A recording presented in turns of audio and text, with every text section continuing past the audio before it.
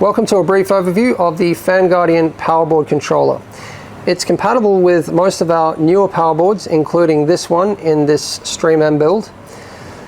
The idea of the FanGuardian was to create a standalone controller for the PowerBoard for RGB lighting, which allowed you to control the lights without software. So like as soon as you start the system up, when you're in the BIOS, you can control the lights.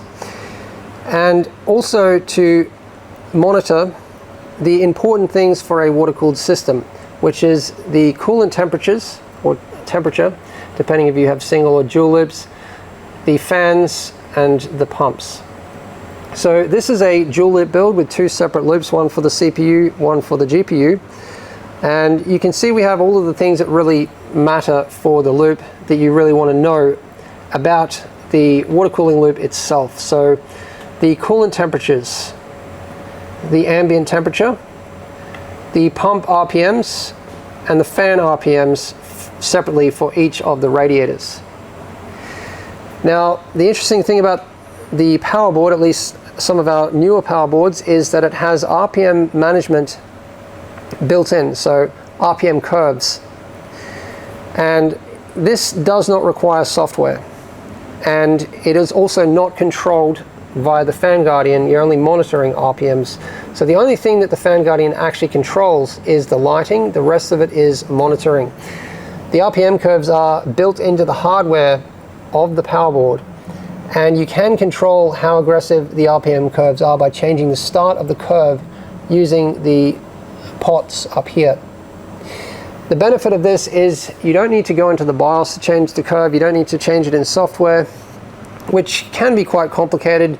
You know, installing software, getting it working, going to the different parts of the curve on the graph, you know, trying to imagine how much noise output you might have at like 1500 RPM, how much, you know, the perfect balance that you need to achieve with an RPM curve between noise output and the temperatures. And then you actually use the system and find out that you were wrong, certain points on the curve are not quite right, and you're constantly going back and adjusting, and that's really annoying if it's in the BIOS. So with this, all you need to do is just change the dials slightly until it's perfect. Like you might find at a certain load, it's just a little bit too loud, like one of the pumps is a little bit too loud. Just change the dial a little bit, and I find that you can just tweak things really quickly and easily with this. So I'll just go through all of the functions here. So this is the RGB lighting control. You can just drag these around and change the colors. You have different effects here, quite a lot. I won't go through them all, but you actually have a temperature effect here.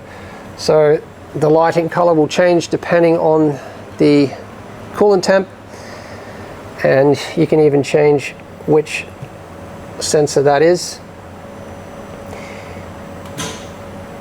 We have RPM alerts, so you can set up a minimum RPM alert for all of the channels. You can set up temperature sensor alerts, change the alert color.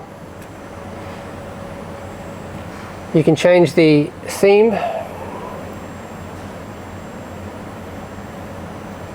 There's actually a ton of themes in there. I won't go through all of it. And you can change the color for the text and everything else. You can flip the screen. And that is all of the features currently that the FanGuardian has, although it is under constant development. We are constantly improving it, releasing firmware updates, and we would certainly like to add a lot more to it in the future. So let us know anything you would like to see, and we will be adding it.